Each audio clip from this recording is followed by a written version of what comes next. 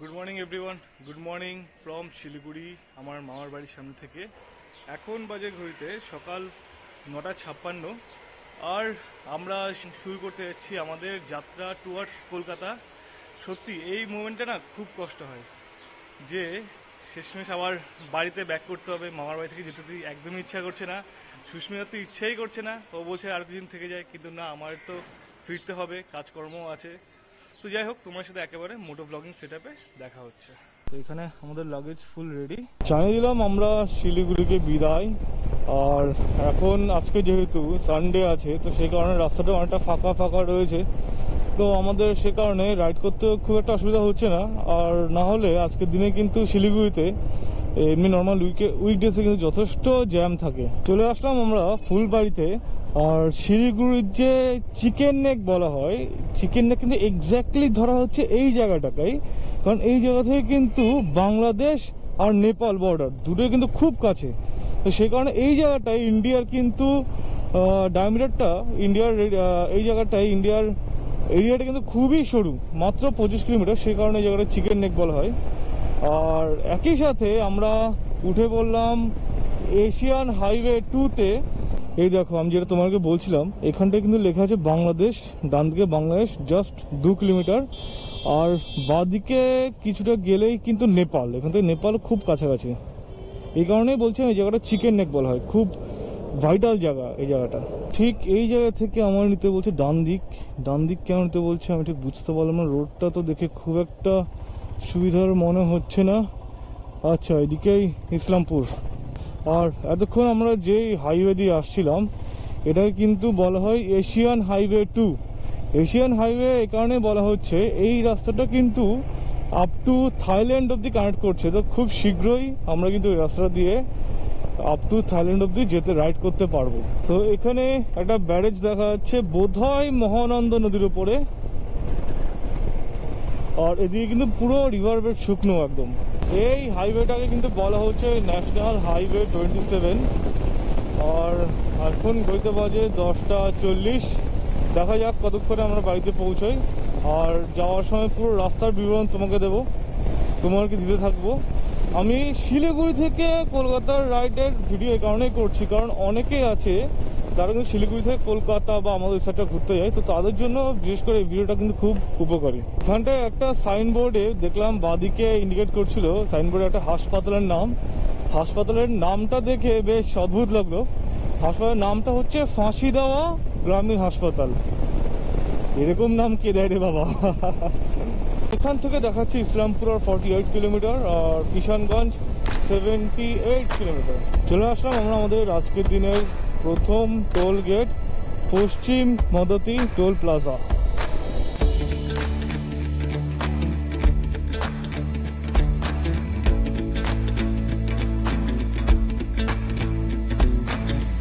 কলকাতা দেখা যাচ্ছে 527 কিলোমিটার, আর পূর্ণিয়া 129 কিলোমিটার। পূর্ণিয়ার গল্প প্রচুর শুনেছিলাম বিভূতিভূষণ বন্দ্যোপাধ্যায়ের আরণ্যক গল্পে, তো সেই হিসেবে একবার পূর্ণিয়া দেখার খুব ইচ্ছে আমার, কারণ এত পড়েছি পূর্ণিয়ার নামে ওনার আরণ্যক গল্পটাতে, একটা ভালোবাসা জন্মে গেছে। আমরা শিলিগুড়ি ক্রস করলাম, প্রায় 70 কিলোমিটার হয়ে গেল, এখনো কিন্তু মাঝে মাঝে চা বাগান দেখা যাচ্ছে। লালখোলা 63 আর কিষানগঞ্জ এখান থেকে 36 কিলোমিটার। আর আমরা এই মুহূর্তে চলে আসলাম ইসলামপুর বাইপাস। শিলিগুড়ি থেকে স্টার্ট করলাম আমরা প্রায় 10:20 দিকে, মানে আর এখন বাজে 11:30, মানে প্রায় 1 ঘন্টা হলো। আর এই 1 ঘন্টার মধ্যে আমরা প্রায় 100 কিলোমিটার ক্রস করে ফেলেছি। তো এই যে কোনো জার্নির প্রথম দিকে সব থেকে বেশি এনার্জি থাকে, তো দেখি কতটা একই সেম স্টেজে আরও কতটা যেতে পারি। ইচ্ছা আছে 200 কিলোমিটার, দেখা যাক যতটা যেতে পারবো, তারপর গিয়ে রেস্ট নেব। আমরা রয়েছি এই মুহূর্তে উত্তর দিনাজপুর ডিস্ট্রিক্টে। আর এই জায়গাটা একটু কনজেস্টেড, তাও বেটার যেহেতু আজকে রোববার, তাও সে কারণে খুব একটা কনজেশন নেই। কিন্তু এই এরিয়ার রাস্তাটা কিন্তু ঠিক অতটা স্মুথ না, যেহেতু জায়গায় জায়গায় তাপ্পি মারা আছে, সে কারণে খুব বেশি হাই স্পিড তোলা যাচ্ছে না। আমার অ্যাভারেজ স্পিড 60-র মধ্যেই আমি রেখেছি। আর দেখো এখানটায় রাস্তার মাঝখানে ডিভাইডে কি সুন্দর সুন্দর হলুদ ফুল ফুটে আছে। চলে এসছি আমরা কিষানগঞ্জ, আর কিষানগঞ্জ আসতেই পড়লাম ছোটোখাটো একটা জ্যামে। কিষানগঞ্জ মানে কিন্তু বিহার। এ কি অ্যাক্সিডেন্ট হলো নাকি? না এই গাড়ি ঠিক করছে, রাস্তার উপর ঘুমিয়ে পড়লো, কি ব্যাপার? অ্যাক্সিডেন্ট হয়েছে গাড়িটার, কিন্তু ওরা আমাদের শুয়ে আছে দেখে তো মনে হচ্ছে ঘুমোচ্ছে, আর পুলিশ তো এখানে বসে আছে। আমি ঠিক কিছু বুঝতে পারলাম না ব্যাপারটা কি। এদিকে গাড়ির সামনে অ্যাক্সিডেন্ট, এদিকে লোকজন নিচে শুয়ে আছে, মাথার বুদ্ধি গেল। কিষানগঞ্জ জায়গাটা কিন্তু বোথ ওয়ে এখনো বাইপাস হয়নি, একমাত্র শিলিগুড়ি, কলকাতা শিলিগুড়ি যাওয়ার পথে বাইপাস রয়েছে। বাট শিলিগুড়ি যখন কলকাতা আছি তখন কিন্তু কিষানগঞ্জের ওপর দিয়ে যেতে হচ্ছে, ওই ওপর দিয়ে বাইপাস চলে গেছে, আমরা কিন্তু ওপরে যেতে পারছি না। চলে আসলাম আমরা নায়ারা পেট্রোল পাম্পে। নায়ারা নামটা প্রথম শুনলাম। তো বিহারে পেট্রোলের রেট হলো 104 টাকা 97 পয়সা, আর আমার গাড়িতে টোটাল 1199 টাকার পেট্রোল লেগেছে, 11.43 লিটার।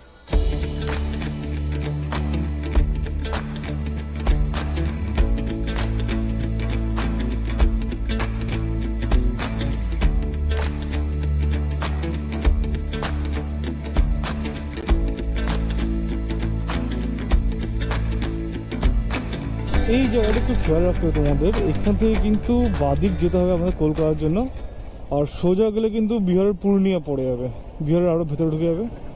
তো আমরা বাদিক নিলাম, বাদিক নিয়ে এখান থেকে আর কিছুটা গেলেই পড়বে আমাদের রায়গঞ্জ। রায়গঞ্জ এখান থেকে 47 কিলোমিটার, এখান থেকে রায়গঞ্জ 47 কিলোমিটার। আর ডান দিকে চলে গেলে হলো ডালখোলা টাউন, এখান থেকে জাস্ট 1 কিলোমিটার। রাইডিংয়ে সবচেয়ে বেস্ট পার্থক্য হলো যখনই রাইডিং করতে বেরোয় না, রাস্তাঘাটে সবাই এত সুন্দর করে চিয়ার আপ করে, মানে অনেকে, বিশেষ করে ইয়াং জেনারেশন, সব থেকে বেশি দেখলাম বাচ্চাদের মধ্যে কিন্তু রাইডিং নিয়ে খুব ইন্টারেস্ট। তারা দেখলেই হাত দেখায়। তো একটু আগেও আমি যখন ক্রস করছিলাম, আমার ট্রাক্টরের পিছনে অনেকগুলো ইয়াং ছেলে যাচ্ছিলো, তারা সবাই আমাকে হাত দেখালো, টাটা দেখালো। তো এই মোমেন্টগুলো খুব ভালো লাগে, কিন্তু এই মোমেন্টগুলো যেহেতু সাডেন চলে আসে, তো সেই কারণে ম্যাক্সিমাম টাইম মোমেন্টগুলো কোনো ভিডিও করতে পারি না। বাট এই মোমেন্টগুলো প্রচণ্ড স্যাটিসফাইং।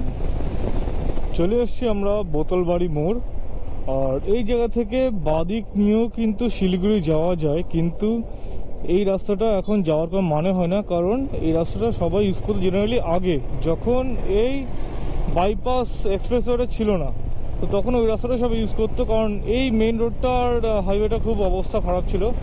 তো এখন ওটা দিয়ে যাওয়ার কোনো মানে নেই, এখন হাইওয়ে দিয়ে যাওয়াটাই বেটার। ওই রাস্তাটা কি সামান্য হয়তো শর্টকাট পড়ে, সামান্য ডিস্টেন্স কম পড়ে, কিন্তু রাস্তাটার অবস্থা বেহাল অবস্থা, আর এরকম হাইওয়ে তো নাই। চলে আসলাম আমরা আমাদের আজকের দিনের তৃতীয় টোল প্লাজা, আর এই টোল প্লাজাটা বোধহয় এখনো স্টার্ট হয়নি। আচ্ছা না, স্টার্ট হয়ে গেছে।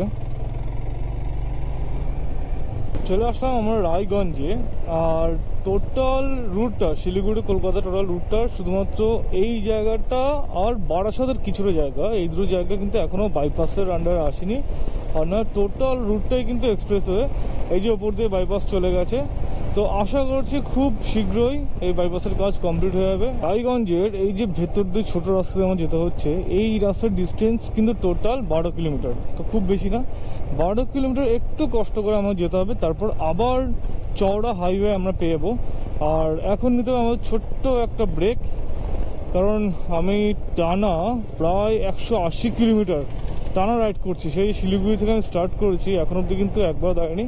তো এইবার একটু ব্রেক দিতে হবে, কারণ কখনো শরীরের উপর ধকল নিতে নেই রাইডের সময়, আর রাইড করতে হবে সম্পূর্ণ রিল্যাক্স আর আনন্দে। আমি প্রথম স্ট্রেচটা সবসময় বেশি করার চেষ্টা করি, তার কারণ প্রথমেই কিন্তু সবথেকে বেশি এনার্জি পাওয়া যায়। প্রথম স্ট্রেচে যতটা বেশি টেনে দেওয়া যায় তত ভালো, কারণ এরপরে কিন্তু আর কন্টিনিউ কিন্তু এতটা স্ট্রেচ টানা যায় না। এরপরে হয়তো 50 কিলোমিটার 100 কিলোমিটার পরপরই আমার দাঁড়াতে হবে। তো আমরা চলে আসলাম উত্তর দিনাজপুরের রায়গঞ্জের এই ছোট্ট একটা দোকানে, দেখি এখানে যদি কোনো কোল্ড ড্রিঙ্কস পাওয়া যায়। এই জায়গায় আমরা নিলাম ছোট্ট একটা ফ্রুটি ব্রেক। প্রায় 20 মিনিটের মতো রেস্ট নিয়ে আমরা আবার শুরু করে দিলাম আমাদের জার্নি।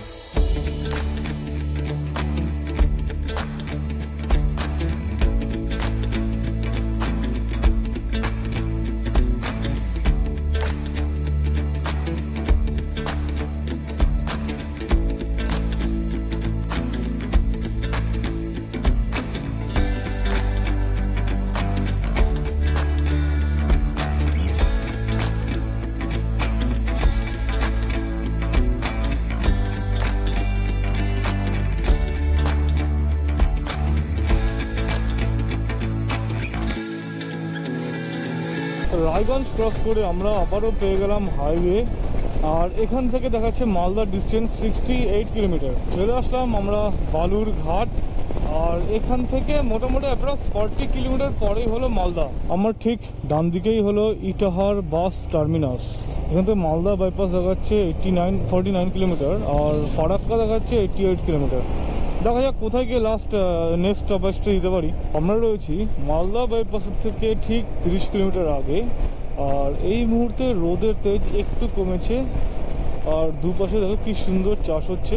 এখানে দেখলাম আশেপাশে কিন্তু প্রচুর আখের চাষ হচ্ছে। আর যেহেতু মালদা ঢুকছি, রাস্তার দুপাশে কিন্তু অলরেডি প্রচুর আম গাছ দেখা যাচ্ছে।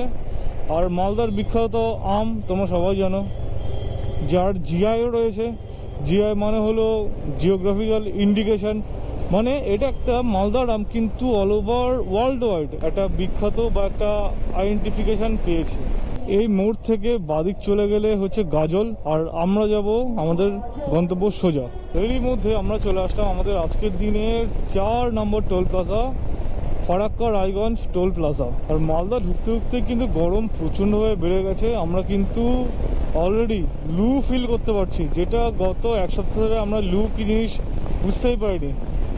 তো এই কারণে কিন্তু আমি যখন বারাসাত থেকে শিলিগুড়ি যাচ্ছিলাম, তখন আমি রাত্রেবেলা জার্নি শুরু করেছিলাম ঠিক এই ভয়টাতেই। আমি দিনের বেলা রাইড করিনি।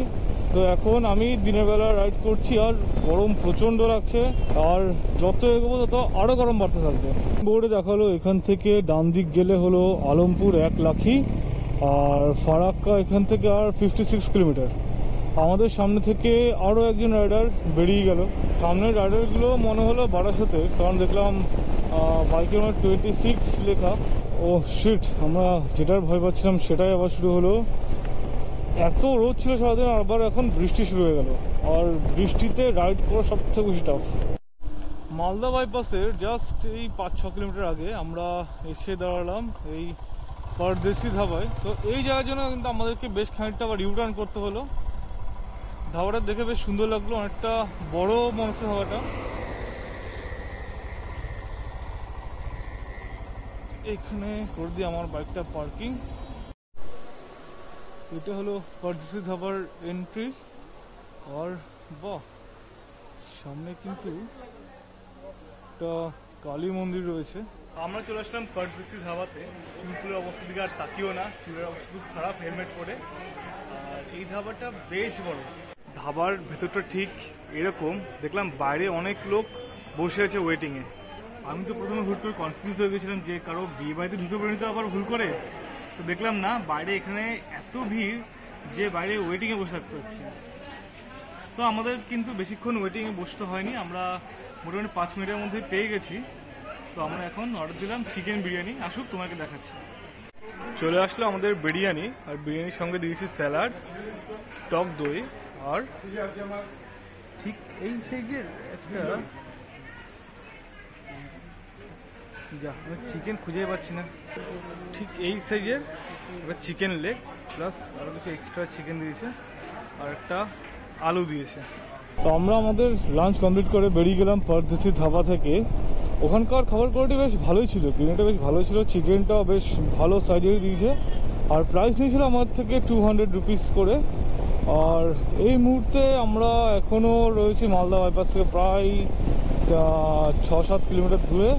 আর অলরেডি কিন্তু বৃষ্টি শুরু হয়ে গেছে, ফোটা ফোটা বৃষ্টি পড়ছে। আমি এখনও রেইনকোট বের করে নিয়ে আশা করছি এখান থেকে ট্রেনে অনেকটা বেরিয়ে গেলে হয়তো বৃষ্টিটা কমে গেলেও যেতে পারে, ট্রাই নিচ্ছি। চলে আসলাম আমরা মালদা বাইপাসে। আর বাইপাসের দুপাশে কিন্তু দেখা যাচ্ছে ভোরে ভোরে আম গাছ, আর তার মধ্যে ছোট্ট ছোট্ট কাঁচা আম ধরেও গেছে। আর এই মুহূর্তে আকাশের অবস্থা দেখে রীতিমতো আমি ভয় পাচ্ছি। একদম কালো হয়ে এসছে আকাশ, যে কোনো মুহূর্তে ঝেপে বৃষ্টি নামতে পারে। ঠান্ডা গরম সব জায়গাতে রাইড করা যায়, সব কিছুতে রাইড করতে ভালো লাগে, কিন্তু এই যে বৃষ্টি পড়ে না, এর থেকে বিরক্তিকর রাইড আর কিচ্ছু হতে পারে না। অনেকে আবার বৃষ্টিতে রাইড করতে পছন্দ করে, কিন্তু আমার বৃষ্টিতে রাইড করা একদম পছন্দ না। কাদা প্যাচপেচে ওয়েদার, ঠিকঠাক ভিজিবিলিটি দেখা যায় না, তারপর গাড়ি স্পিডে চালানো যায় না, রিস্কি হয়ে যায়। বলতে বলতে জোরের বৃষ্টি আমার শুরু হয়ে গেছে। আমাদের কোনো একটা ভালো শেড দেখে দাঁড়িয়ে আবার রেনকোটগুলো পরে নিতে হবে এক্ষুনি। আমরা জাস্ট একটু আগে ক্রস করলাম কালিয়া চক, আর আমরা এই মুহূর্তে গিয়েছি ফারাক্কার দিকে। এখান থেকে ফারাক্কা দেখাচ্ছে আর ওই 17 কি 18 কিলোমিটার। এই মুহূর্তে আমরা এসেছি কালিয়া চক, আর সেই ঝিরিঝিরি ফোটা ফোটা বৃষ্টি পড়ে যাচ্ছে। তো যাই হোক, এই বৃষ্টিতে রেনকোট আমাদের পরার প্রয়োজন পড়ছে না। কালিয়া চক জায়গাটা কিন্তু বেশ কনজেস্টেড। ন্যাশনাল হাইওয়ে হলেও এই জায়গাটা কিন্তু আশেপাশে এত বাজার, এত দোকানপাট, সে কারণে প্রচণ্ড কনজেস্টেড হয়ে থাকে জায়গাটা। তো এই জায়গাটা আসলে সবাই একটু সাবধানে গাড়ি চালাবে। চলে আসলাম আমাদের আজকের দিনের মেবি 4 নম্বর টোল প্লাজা, কাউন্টিংটা ভুলে গেছি। আর এটা হলো Farakka Raiganj toll plaza. PTS মোড়ের এই বাঁদিকে আরও কোনো একটা বড় হাইওয়ে কানেক্ট হচ্ছে। আমার মনে হচ্ছে যে ফারাক্কার যে নতুন ব্রিজটা তৈরি করছে সেটা হয়তো এই সাইড দিয়ে কানেক্ট করবে। তো এখন ওটা চালু হয়নি, আমরা এখন সোজাই বেরোচ্ছি। আর এখান থেকে সামান্য কিছু দূর পরেই ফারাক্কা। ওই দেখো সামনের বাচ্চাগুলো সব হাত দেখাচ্ছে আমাকে।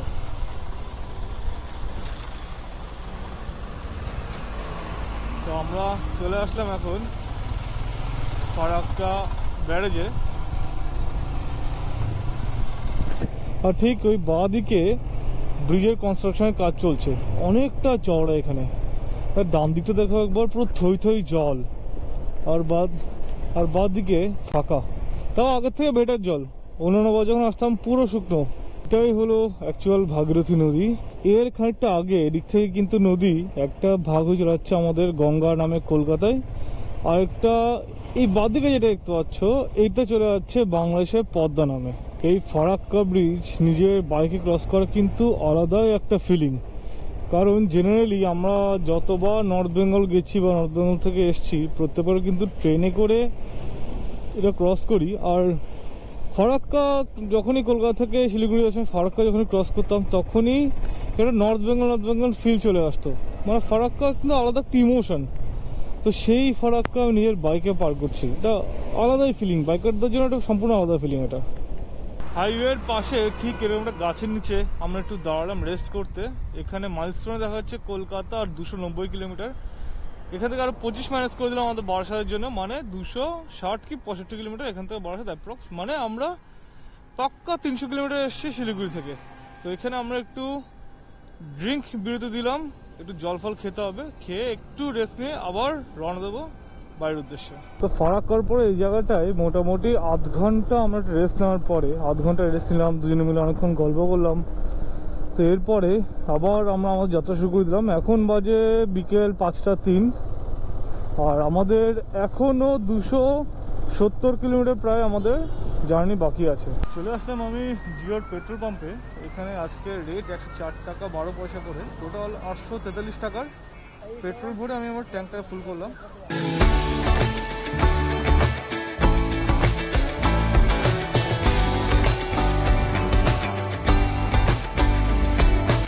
এই জায়গাটাই মনে হচ্ছে বেশ ভালো বৃষ্টি হয়েছিল, রাস্তা কিন্তু এখনো বেশ জল রয়েছে, আর ঠান্ডা ঠান্ডা ফিল হচ্ছে কিন্তু এখানটায়। চলে আসলাম আমরা আমাদের আজকের দিনের 5 নম্বর টোল প্লাজা, এই বহরমপুর ফারাক্কা টোল প্লাজা।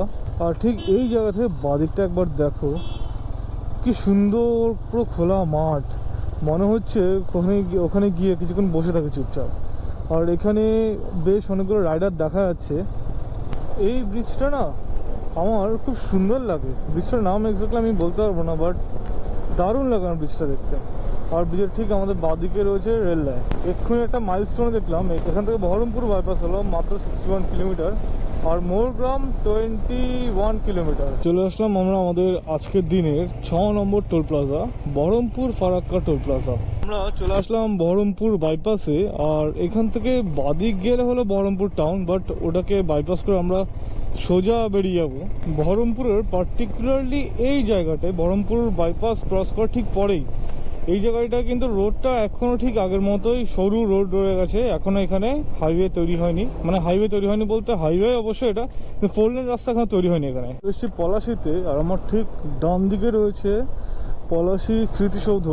আর এখন এখান থেকে কলকাতা আরও প্রায় 130 কিলোমিটার, 130 কি 135 কিলোমিটার।